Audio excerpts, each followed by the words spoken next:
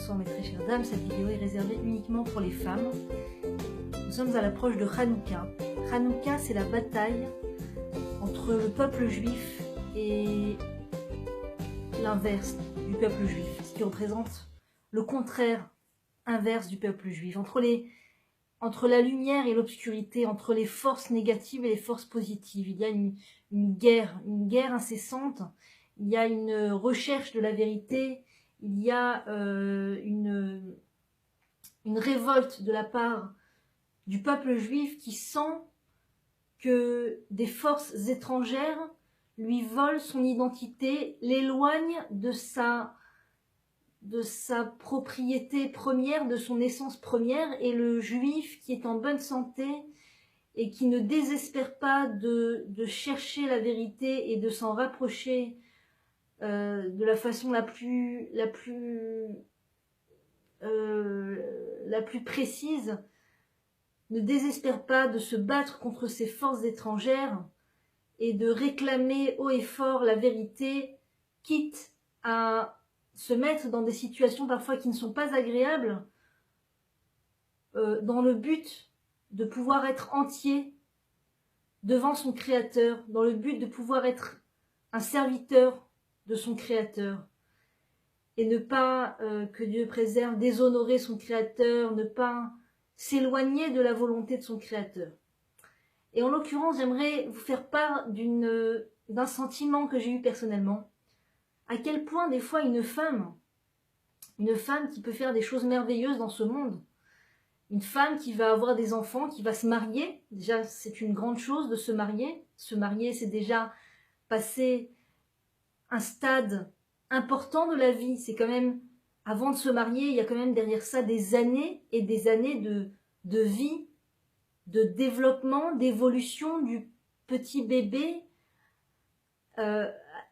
par toutes les phases, qui va passer par toutes les phases par lesquelles il doit passer, et donc en l'occurrence son évolution physique, mentale, émotionnelle, et puis il va s'éveiller chez cet enfant, peut-être devenu adolescent, espérons-le, va s'éveiller une recherche de l'autre, une recherche de sa partie manquante, et puis il va se passer des années et des années, et des rencontres, le moins possible, si possible, espérons-le, pour en arriver enfin à rencontrer sa deuxième partie, sa seconde moitié, son âme sœur, et enfin se décider, malgré toutes ces forces étrangères qui poussent au contraire, malgré tous ces médias et cette ambiance non juive qui se moque du couple, qui se moque du mariage, qui ne voit pas la valeur du mariage, qui ne reconnaît pas la valeur du mariage, qui se marie quand il est vraiment au pied du mur, mais s'il peut éviter le mariage tant que possible, eh bien,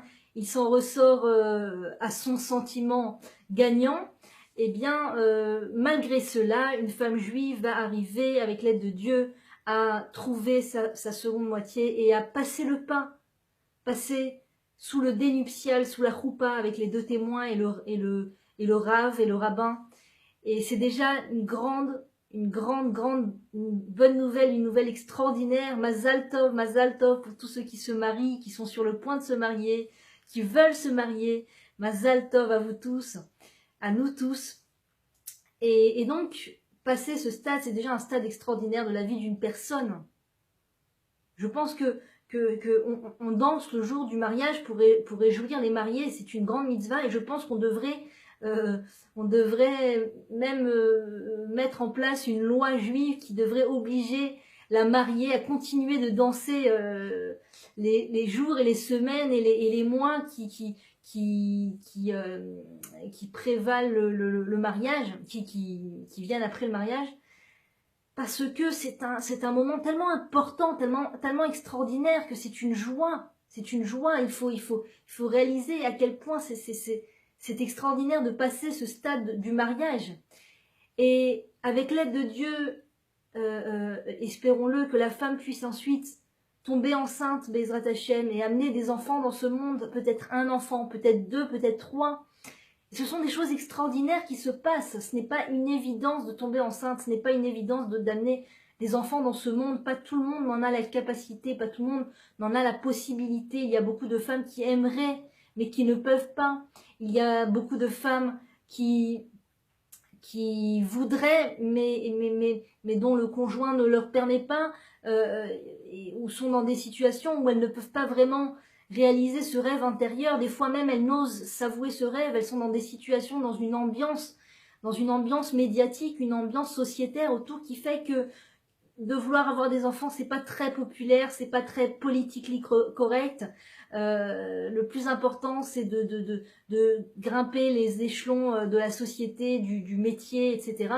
Et donc, des fois, même une femme se retrouve dans ce tourbillon de la démonstration à la société, de l'image qu'elle donne à la société, et le fait d'avoir des enfants n'est pas forcément le bienvenu dans cette société-là, qui n'a rien à voir avec la société juive, qui, elle, encourage la Torah, qui encourage énormément la femme juive et la femme de manière générale à réaliser sa fonction dans ce monde, à utiliser ce potentiel intérieur qui s'appelle le potentiel de Chava, de Em Kol Chai, la mère de tous les vivants, cette femme qui amène la vie au monde, qui fait descendre des âmes dans ce monde au travers de sa physiologie, la physiologie que Dieu lui a donnée, le Créateur.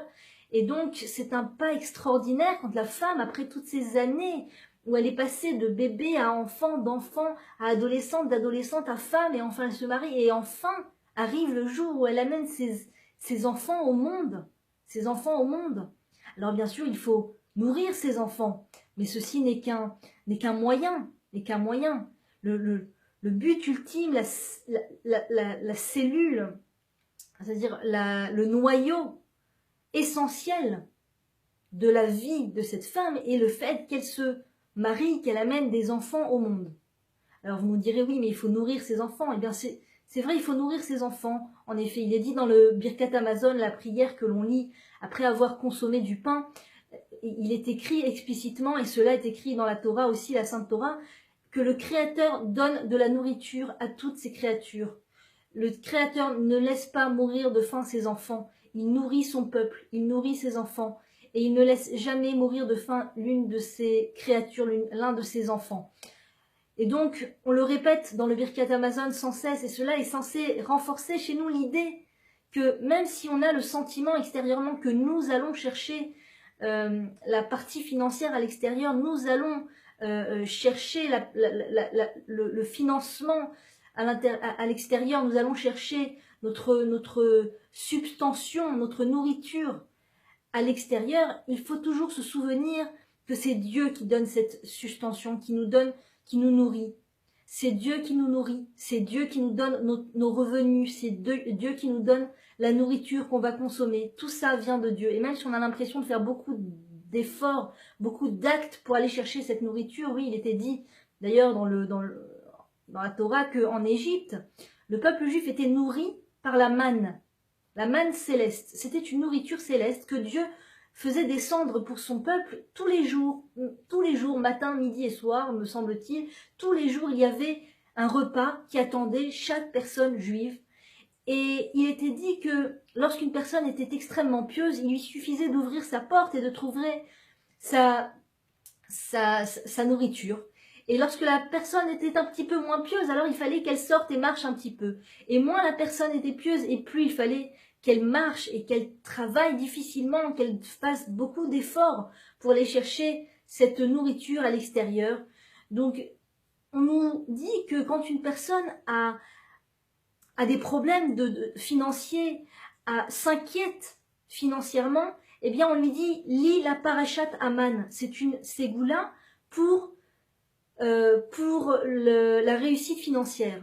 C'est-à-dire, on conseille à la personne qui s'inquiète de ses revenus financiers, qui s'inquiète du lendemain, est-ce qu'il y aura à manger dans mon panier ou pas, est-ce que j'aurai des ressources financières demain, qu'en sera-t-il demain? Aujourd'hui en effet j'en ai, mais qu'en sera-t-il demain? Qui me dit, entre la crise économique, si on se met à lire tous les médias et être suspendu par le nez aux informations, eh bien, on est sans cesse la proie des inquiétudes, puisqu'il y a la crise économique, il y a la guerre qui est sur le point de se déclencher, il y a tel et tel pays qui sont l'un contre l'autre, et cela va enclencher une descente de la consommation, etc. Enfin, toutes sortes de prévisions très très moroses et très défaitistes.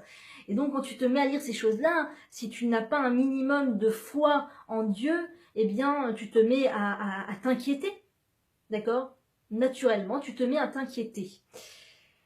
Et donc, en l'occurrence, on dit à la personne qui s'inquiète par rapport à ses revenus financiers, lis la paracha de la manne. Lis cet extrait de la Torah, ce morceau de la Torah où on nous explique que chaque personne juive allait chercher cette nourriture céleste. Elle ouvrait la porte et allait chercher cette nourriture céleste. Celle qui était plus pieuse, c'était facile. Celle qui était moins pieuse devait travailler plus, devait chercher plus, devait marcher plus, devait s'efforcer plus. Et cela est censé nous renforcer spirituellement. Cela est censé nous apporter une meilleure situation financière. Pourquoi? Parce que ça tranquillise la personne. Si tu lis cet extrait de la paracha en ayant une conscience de ce que tu lis, en comprenant ce que tu lis, tu commences à imprimer à l'intérieur de ton cœur que je me suis tellement inquiétée ces derniers jours et ces derniers mois, mais comment ai-je oublié? Bien sûr, les revenus viennent de Dieu, bien sûr, c'est céleste, bien sûr, c'est une nourriture céleste. Même si je vais devoir faire une ishtadlout, c'est-à-dire faire revêtir le miracle divin de la substitution qui vient directement de lui, je vais le masquer par une action, je vais faire une action pour donner le sentiment que ce n'est pas un miracle vraiment flagrant, mais il faut se souvenir que ce n'est qu'une action et qu'au final, bien sûr que cela tient du miracle, les revenus qu'on reçoit à la fin de la journée, du mois, etc. et la nourriture que nous avons dans notre frigidaire, bien sûr que cela tient du miracle. Il y a aussi Maïshtadlout, mais il y a surtout le miracle qu'il ne faut pas oublier, que Dieu fait descendre dans notre vie. Et il est écrit aussi que les revenus sont décidés à Rosh Hashanah.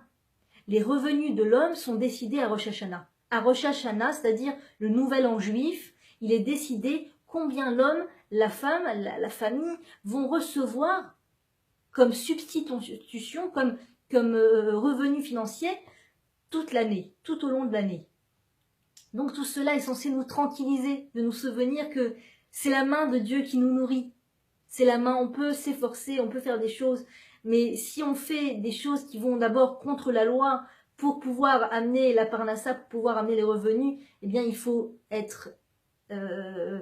avoir l'esprit clair sur cela. Cela ne sera pas une source de bénédiction.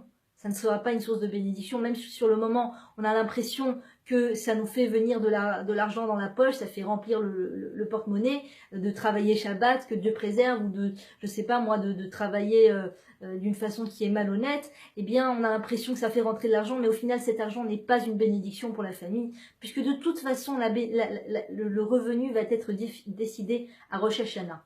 Et moi, pourquoi je vous parle de toute cette introduction? Parce que ce qui me fait mal au cœur, c'est que quand une femme est enfin arrivée à réaliser ces actions formidables qui sont le fait de se marier, d'avoir des enfants, et ceux qui ont des enfants, ceux qui n'en ont pas, que Dieu puisse leur en donner, Bezrat Hashem, mais celles qui en ont savent combien cela est une source d'effort. Les enfants sont une source d'effort, Baruch Hashem, Dieu merci. Avec les enfants, il y a beaucoup de vie et beaucoup de joie, il y a beaucoup d'efforts aussi, beaucoup d'efforts. C'est les laver, les habiller, les coiffer, leur donner à manger, les nourrir, se lever la nuit, les nourrir, accoucher, c'est les douleurs de l'enfantement. Aujourd'hui, Baruch Hashem, c'est moins douloureux, mais en tout cas, il y a toutes ces difficultés de l'enfantement. Il y a tout ce côté de, après l'accouchement, se lever.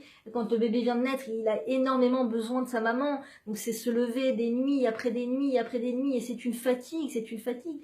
Donc, c'est beaucoup, beaucoup d'efforts de la part de la maman.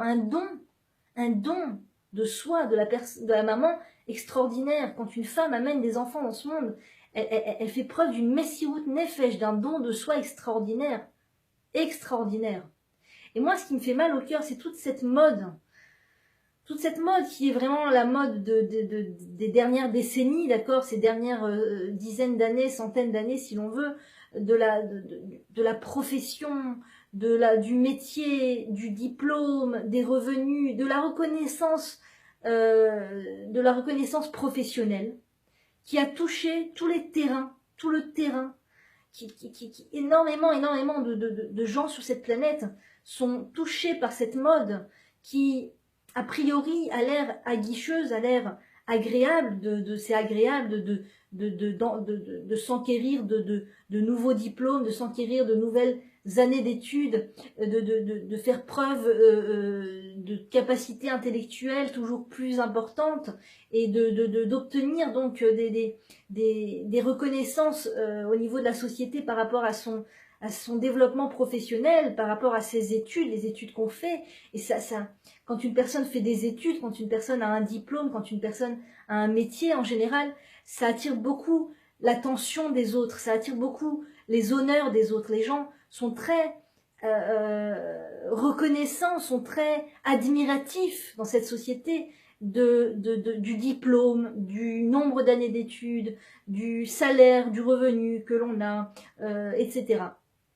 De combien de personnes tu embauches, est-ce que tu es PDG, est-ce que tu es patron, est-ce que tu es président, est-ce que tu es à la tête de la société, enfin, toutes ces choses-là sont des choses très très à la mode, ce sont des occupations très à la mode, des titres très à la mode. Bien sûr, il ne faut jamais oublier que ces choses ne sont finalement que le moyen pour le but qui est de pouvoir nourrir une famille. Et des fois, les gens se jettent tellement à corps perdu dans toute cette mode professionnelle, d'accord, comment dire, ce développement professionnel, et en retire beaucoup d'honneur. D'ailleurs, il y a beaucoup d'orgueil, une grande part d'orgueil dans toute cette mode. Et donc, les gens se jettent tellement à corps perdu dans cela qu'ils en oublient de se marier, ils en oublient d'amener des enfants sur Terre. Des fois, ils en arrivent à devoir aller chez le gynécologue et se faire entendre dire qu'ils ont déjà dépassé l'horloge biologique est déjà loin et elles ne peuvent plus amener d'enfants dans ce monde parce que beaucoup de développement professionnel, beaucoup de recherche de soi, de qu'est-ce que j'aime, qu'est-ce que je veux faire pour aller être au top de ma société, de ma profession, de pouvoir me développer au niveau professionnel. Et donc, on en oublie l'essentiel. On oublie que finalement, la profession n'a toujours été qu'un moyen pour pouvoir nourrir sa famille. C'est-à-dire, ça a toujours été ça à toutes les époques, ça a toujours été ça. Il faut pas oublier que le but, c'était de nourrir la famille.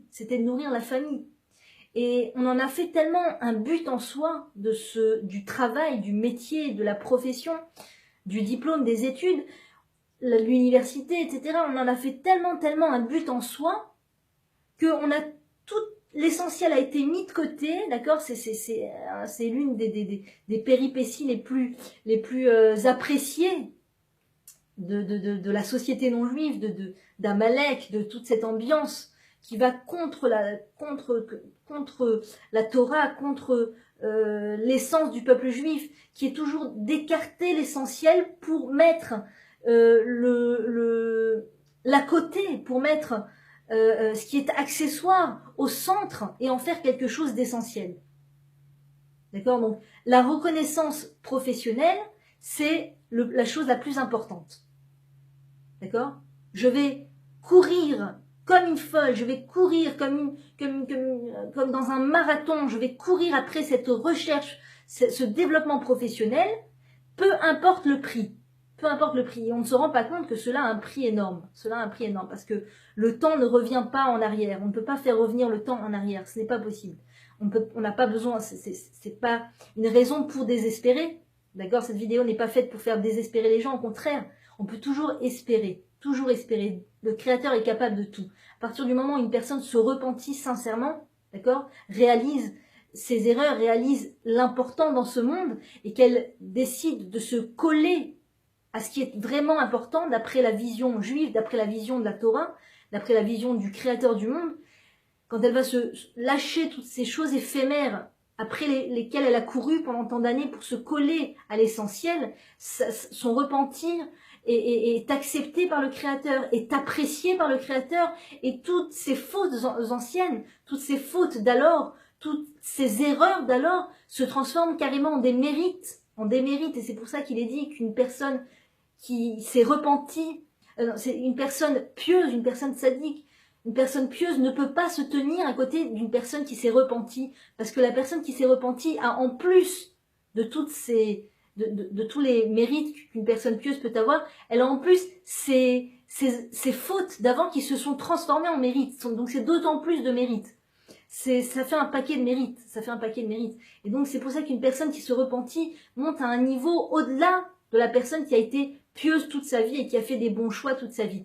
À partir du moment où la personne prend conscience et décide d'abandonner la faute, décide d'abandonner son erreur, eh bien à ce moment-là, ça lui permet d'accéder à un niveau très très élevé dans l'amour de Dieu, dans la reconnaissance de Dieu, dans la joie qu'elle procure à Dieu.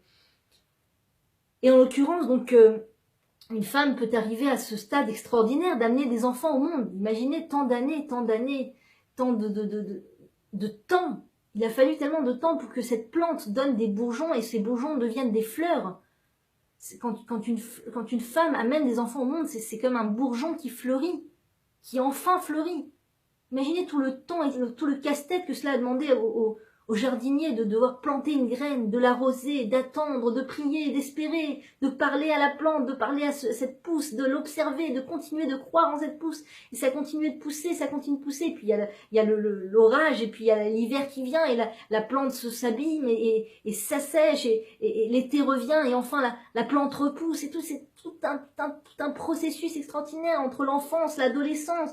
L'adolescence, c'est cette période où la graine pourrit un petit peu sous la terre, pas au sens négatif du terme, dans le sens très positif du terme, dans le sens d'une recherche de soi, d'une recherche de qui je suis. Cette graine qui est à l'intérieur de la terre, on aurait l'impression qu'elle est pourrie, qu'elle est moisie, qu'elle ne sert à rien, et au final elle est sur le point de donner une pousse, de donner quelque chose. Et donc c'est tout ce processus d'adolescence, de recherche de soi, d'âge adulte, de se marier, d'amener des enfants. C'est tout un statut extraordinaire, c'est une cérémonie, c'est une cérémonie de voir enfin une femme arriver à ce but ultime d'amener des enfants dans ce monde. Et tout d'un coup, cette porte ouverte vers la mode de la profession, du revenu, des années d'études, etc., va s'ouvrir à elle, et tout d'un coup, la femme peut se retrouver à courir après ces choses-là, d'accord? Et bien qu'elle ait des enfants, elle va se mettre à s'identifier à ces études qu'elle a décidé de faire. Et moi, je suis tellement peinée de cela. Quand je vois qu'à table, par exemple, il peut y avoir plein de personnes à table, et puis tout d'un coup, on pose une question à cette femme qui est là, et on le voit de nos propres yeux, elle a un mari, elle a des enfants, plusieurs, elle est même enceinte, sur le point d'accoucher, et on lui dit, et toi alors, qu'est-ce que tu fais dans la vie? Et qu'elle répond avec des étoiles plein les yeux, je suis en 2e année de droit. Et là, toute la table s'arrête de respirer, et tous les regards se tournent vers elle. Ah, 2e année de droit, dans quelle école, dans quelle université? Ah, et qu'est-ce que tu comptes faire, et comment tu comptes faire, et chez qui tu comptes travailler, et comment t'as eu tes examens, et comment t'as passé ça, et quelles notes, et quel ça, et tout ça. Et on se met à se concentrer sur cela, et la personne, la femme, se met à se sentir, à ressentir un moment agréable comme ça. Enfin, les regards se tournent vers moi, enfin, les gens me prêtent de l'attention. Alors que cette femme fait des choses beaucoup plus importantes que d'aller à l'université et d'étudier. Elle amène des âmes dans ce monde, elle amène la vie dans ce monde. Elle donne le bain à cette vie, elle les nourrit, elle leur cuisine des plats, elle se lève la nuit pour leur ramasser leurs tétines, pour les allaiter, leur donner un biberon peut-être. Elle les habille, elle leur lave les vêtements, elle leur repasse. Je ne dis pas qu'on est forcé de repasser les habits des vêtements, je suis plutôt pour les habits qui n'ont pas besoin de repassage, ça fait gagner du temps. Mais en tout cas, elle fait un don de soi extraordinaire. Elle va ranger leur chambre, elle va ranger leurs jouets, elle va nettoyer derrière eux, elle va tirer la chasse, c'est un travail. La maman fait un don de soi extraordinaire. Et tout d'un coup, tous les regards sont tournés, tous les regards extérieurs des gens qu'elle va rencontrer sont tournés vers elle et lui donnent de l'attention quand elle parle, quand elle dévoile devant eux tout ce monde professionnel dans lequel elle a aussi une main mise, elle a aussi décidé d'ouvrir cette fenêtre de la profession et quand elle en parle, c'est à ce moment-là que tous les gens sont là écarquillés, les yeux écarquillés et médusés devant sa façon de décrire, encore une fois, ce nombre d'années d'études, et bac plus 10, et bac plus 4, et bac plus 5, et je suis dans la recherche, et je suis dans la médecine, et je suis tous ces grands mots qui font vibrer les gens, qui malheureusement vivent beaucoup en extériorité et se nourrissent d'extériorité pour se donner des émotions. Ils se nourrissent d'émotions extérieures, comment dire, artificielles, d'accord? Pourquoi est-ce que le processus d'étude et professionnel de cette femme vous intéresse tellement quand vous voyez que cette femme a pourtant le ventre rond, elle a des enfants autour d'elle, et ça ne vous intéresse pas? Pourquoi vous ne mettez pas la lumière sur ces choses-là? Pourquoi plutôt que d'utiliser toutes vos énergies à vous écarquiller devant l'université, le nom d'université dans laquelle elle est, l'année, le nombre d'années à laquelle elle est arrivée, pourquoi est-ce que vous ne vous intéressez pas plutôt de comment ça a été de mettre ses enfants au monde, comment elle s'organise, comment elle fait, comment elle retrouve des forces et comment elle continue de donner, et waouh, tu leur donnes le bain, waouh, tu les nourris, waouh. C'est tellement plus normal et évident que ces choses-là. Le côté de la femme qui amène les enfants au monde, c'est des choses qui méritent, en vérité, qui méritent beaucoup plus notre attention et nos honneurs et les honneurs que l'on veut donner à l'autre et la reconnaissance que l'on veut donner à l'autre. Si on veut donner à l'autre un sentiment de reconnaissance, il est évident que tous ces efforts qu'elle fait en tant que femme à la maison, en tant que mère à la maison, mais sont beaucoup plus méritoires. Parce que l'effort intellectuel n'est pas toujours mu par les meilleures volontés. Des fois, on va se donner à cœur perdu dans la réussite d'un diplôme, l'obtention d'un diplôme, parce que derrière, au fond, et soi-même, on n'est pas toujours consciente. Des fois, on s'imagine comme ça, déjà, on est en train de remplir les examens et tout, et on a la petite image de la fin comme ça, nous, avec le diplôme en main, le chapeau d'universitaire, en train de jeter le chapeau à l'américaine, là, avec tout le monde qui te prend en photo, et tous les anciens de l'ami de l'école qui misaient rien sur toi et qui te disaient que t'étais une mauvaise élève, et puis ta professeure qui t'avait collé, qui t'avait mis des heures de colle et qui croyait pas du tout en toi, et tes parents qui étaient sûrs que t'allais pas y arriver, et l'autre et la tante qui t'a dit mais toi t'y arriveras jamais et tout. Tu te les imagines comme ça, t'es en train de remplir tes examens et tu te les imagines comme ça. Ouais, vous allez tous voir, je vais l'obtenir ce diplôme, vous allez voir de quoi je suis capable, je vais vous montrer de quoi je suis capable. Et donc on est mu, on s'en rend pas compte, on se rend pas compte de pourquoi on fait les choses, on se rend pas compte de pourquoi on fait les choses, on se rend pas compte, et même quand je le dis, d'entendre, même quand les gens l'entendent, ils ont pas toujours envie de le reconnaître, c'est dur de reconnaître ces choses-là, c'est dur, et quand une maman s'occupe de ses enfants, c'est mu par le bon cœur, c'est mu par un don de soi extraordinaire de la maman. Et ça mérite vraiment tous les Oscars. Ça mérite vraiment les applaudissements. Et d'ailleurs, j'applaudis toutes les mamans au monde. Toutes les mamans au monde. Et les femmes qui n'ont pas d'enfants aussi, je les applaudis. Il n'y a pas de problème, bien sûr. Il y a des femmes qui voudraient avoir des enfants. Mais en tout cas, ces femmes qui ont réussi, qui ont passé le pas et qui sont là et qui répondent à leur rôle et qui nourrissent leurs enfants et qui vont se réveiller la nuit pour leurs enfants, qui ne vont pas fuir la maisonnée, qui ne vont pas fuir la demande de leurs enfants en bas âge. Je vous dis, kol hakavod à toutes, parce que ça c'est le vrai mérite. Ça c'est le vrai mérite dans ce monde. Et il faut pas se laisser perdre dans ce labyrinthe de la preuve professionnelle, de ces gens qui courent, qui se nourrissent des preuves professionnelles des autres, qui veulent absolument que les autres, ils veulent comme un citron que l'on presse pour avoir le jus et dont on jette dont on jette l'épluchure. Personne n'a plus besoin de l'épluchure, on a le jus. On presse les femmes comme ça, on presse les gens, on les presse pour pour obtenir de toute cette extériorité et tout ce côté extérieur qui représente la Grèce finalement, qui représente tous ces ennemis qui ont voulu attaquer le peuple juif à la période de Hanouka justement, où ils ont compris que ce qui rendait le peuple juif éternel, c'était cette intériorité, c'était ce don de soi de la maman pour ses enfants, de ce maillon, de cette chaîne qui passe d'un maillon à un autre maillon, à un autre maillon, d'un maillon fort à un maillon fort, à un maillon fort. Ils ont voulu casser la chaîne en attirant l'attention des gens sur cette extériorité. Et quand la femme, quand la mère se perd dans cette représentation d'elle-même, se met à se nourrir des honneurs qu'elle écope quand elle est en représentation. Ça peut être la représentation physique, c'est-à-dire l'habillement, la femme objet, et ça peut être aussi la représentation professionnelle, de quel diplôme je me suis, quel diplôme j'ai obtenu, quel métier je fais. Tout ça c'est la représentation, d'accord. Quand on utilise ces choses-là extérieures à soi, pour en mettre plein la vue, pour obtenir l'ébullition autour, pour faire bonne impression, hein, eh bien quelque part on se perd. La maman qui est en nous se perd.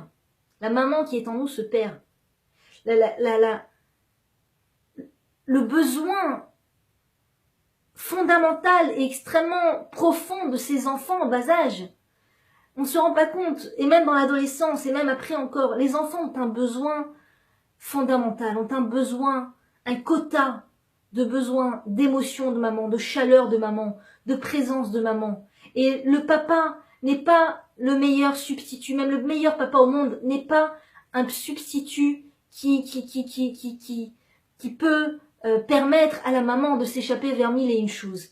La maman ne sera jamais remplacée par qui que ce soit, ni le père, ni la grand-mère, ni la meilleure ganénette au monde. D'accord, une fois j'ai dit ça et quelqu'un m'a dit mais si des fois on met nos enfants entre les mains de gardiennes d'enfants qui sont vraiment mus par une passion de l'éducation et une passion d'éduquer les enfants et de pédagogie et tout ça, alors les enfants ils gagnent finalement. C'est mieux que si jamais ils étaient avec la maman alors que la maman n'est pas spécialement pédagogue ou quoi. Il faut savoir qu'il n'y a pas de substitut à la maman. De la même manière que les laits en poudre ne remplacent en rien le lait maternel. Et il est écrit sur les boîtes, d'ailleurs, les vendeurs de lait en poudre sont obligés d'écrire sur les boîtes que ça ne remplace pas et ça n'égale pas du tout le lait maternel. Il faut savoir que personne, aucun être au monde ne remplace la présence de maman au sein des enfants. Les enfants ont un besoin accru de maman.